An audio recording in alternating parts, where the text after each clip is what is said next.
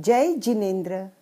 Duality इन Jain philosophy की series के इस वीडियो में हम मन अमन विषय को जानेंगे। मन का काम विचार करना है, सोचना है। यह इंद्रियों के सब विषयों से अतिरिक्त विषयों को भी अपनी योग्यता के अनुसार ज्ञान का विषय बना सकता है। यह मन इंद्रियों के द्वारा जाने गए विषयों का आलोचनात्मक ज्ञान करता है, इसलिए इसे नो इंद्रिय या ईशत इंद्रिय भी कहा जाता है। अतः इसे समझने के लिए हम मन और इंद्रियों को एक साथ तुलनात्मक रूप में जानें। मन ज्ञान का साधन है, लेकिन स्पर्शन इंद्रिय आदि की तरह बाह्य साधन न होकर एक आंतरिक साधन है। अतः उसे अंतःकरण भी कहते हैं। इंद्रियों की गति अपने नियत विषयों तक ही है, जबकि मन की गति सभी विषयों में होती है। बाह्य इंद्रियां केवल मूर्त पदार्थों को ग्रहण करती हैं, और वह भी अंश रूप से, परंतु मन मूर्त अमूर्त सभी पदार्थों को ग्रहण करता है, और वह भी अनेक रूपों में। मन के व्यापार में इंद्रियों का अपना अपना विषय होता है और नहीं भी होता है, लेकिन इंद्रिय के व्यापार में मन का व्यापार अवश्य होता है। यह एक गोल्डन रूल है कि मन सब इंद्रियों के साथ युगपत संबंध नहीं करता, एक काल में एक इंद्रिय के साथ ही काम करता है। अब एक स्वाभाविक जिज्ञासा है कि जैसे इंद्रियां तो अपने अपने स्थान पर हैं, लेकिन मन का स्थान कहाँ है? आखिर यह रहता कहाँ है? इसके उत्तर स्वरूप हमें 4 विचारधाराएं मिलती हैं। पहली, मन समूचे शरीर में व्याप्त है। दूसरी, मन का स्थान हृदय के नीचे है अथवा हृदय के बीच में है।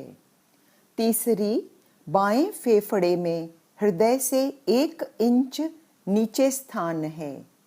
चौथी, वर्तमान शरीर शास्त्रियों के अनुसार मन का स्थान मस्तिष्क है। वस्तुतः ये चारों कथन अपनी अपनी अपेक्षाओं को लेकर हैं।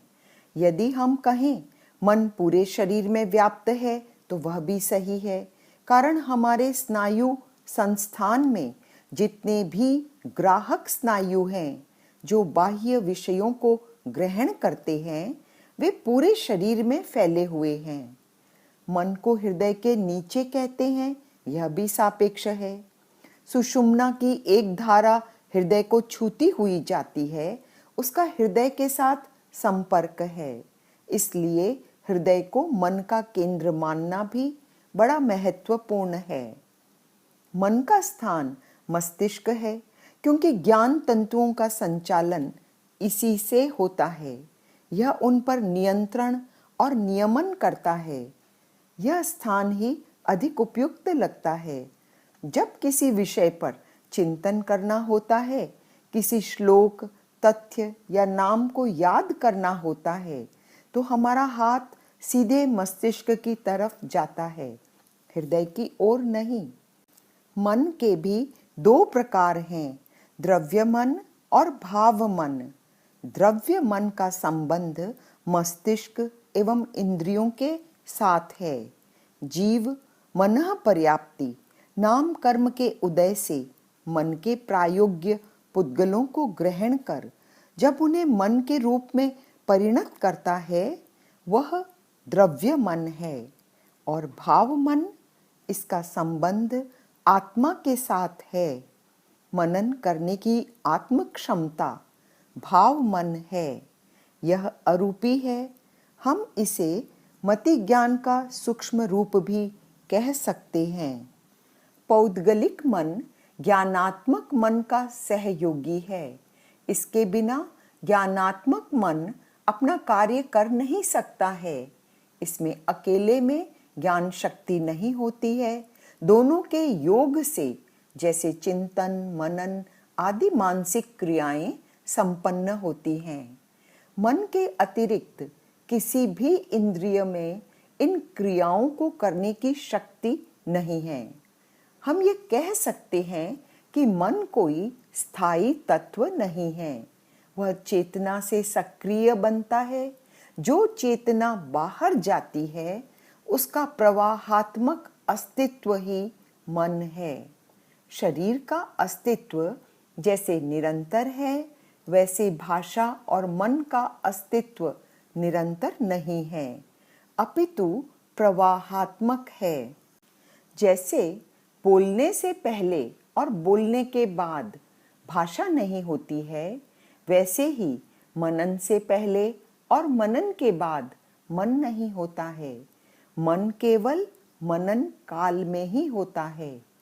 अनेक स्थलों पर हमें पढ़ने को मिलता है कि मारना है तो मन को मारो, लेकिन वस्तु स्थिति यह है कि मन तो क्रिया तंत्र का एक अंग है, एक कर्मचारी है। यूं भी कह दें तो अतिशयोक्ति नहीं होगी कि यह एक मैसेंजर है, संदेशवाहक है, दूत है, और दूत को मारा नहीं जाता है। यह नैतिक वचन है। यह मन अध्यवसाय और चित्त के द्वारा सौंपा हुआ कार्य का निर्वहन मात्र ही करता है, अर्थात स्वयं न अच्छा करता है और ना ही बुरा करता है। अच्छे बुरे का दायित्व स्वामी का होता है, एक कर्मचारी या मैसेंजर का नहीं। मन से अमन बनने के लिए हमें मन की अवस्थाओं को भी समझना होगा। मन की 3 अवस्थाएं हैं: स्थूल मन, सूक्ष्म मन और सूक्ष्मतर मन। स्थूल मन मन का, चिंतन का, चेतना का स्थूल स्तर है। जब मनुष्य जागता है तब स्थूल मन कार्य करता है। इसे हम कॉन्शियस माइंड कहते हैं। दूसरी अवस्था सूक्ष्म मन अर्थात सबकॉन्शियस माइंड की है। यह भाव चेतना का गहरा स्तर है। नींद में भाव कार्य करता है। भाव प्रतिक्षण घटित होते रहते हैं। कुटिलताओं का संबंध भाव से है। जीव का मन कभी टेढ़ा नहीं होता है, पर भाव टेढ़े होते हैं। भावों से ही नृशंसता, क्रूरता होती है। तीसरी अवस्था सूक्ष्मतर मन अनकॉन्शियस माइंड की है, जिसे हम अचेतन मन कह सकते हैं। यहाँ चेतन मन काम नहीं करता है, यह अचेतन मन है। लेकिन ध्यान रहे, जड़ नहीं है। भीतरी चेतना बखूबी काम करती है। हम इसे अध्यवसाय कहते हैं। अंत में मन को समझने के पश्चात अमन बनना ही हमारा लक्ष्य है। अमन होने के लिए हमें किसी लंबे पथ पर नहीं चलना है, क्योंकि हमें जहाँ पहुँचना है वह कहीं दूर नहीं, वह यही है। केवल थम कर मन की दिशा जो बहिर्मुखी हो रही है, सांसारिकता में फंसी हुई है, उसे स्व की ओर मोड़ना है, अंतर्मुखी बनाना है। क्योंकि अमन बनने के लिए हमें कहीं जाना नहीं, अपितु स्व के पास ही आना होता है। अमन होना और कुछ नहीं, शून्यता है, रिक्तता है। कह सकते हैं कि एक घड़े की रिक्तता के समान गंभीर अथाह मानो यही मन सभी पदार्थों का उद्गम या उनका सम्मानित पूर्वज हो, लेकिन अब शांत और अविचल हो गया हो। शक्ति को हम सदैव बड़े से जोड़ते हैं, कुछ करने से जोड़ते हैं। सोचते हैं छोटे में और कुछ न सोचने में क्या शक्ति है, लेकिन इसका रहस्य उल्टा है। जो वस्तु या कार्य जितना सूक्ष्मतम है उतना ही ज़्यादा शक्तिशाली होता है। सूक्ष्म में शक्ति अधिक है और जो शून्यतम है वह शक्ति का असीम पारावार है।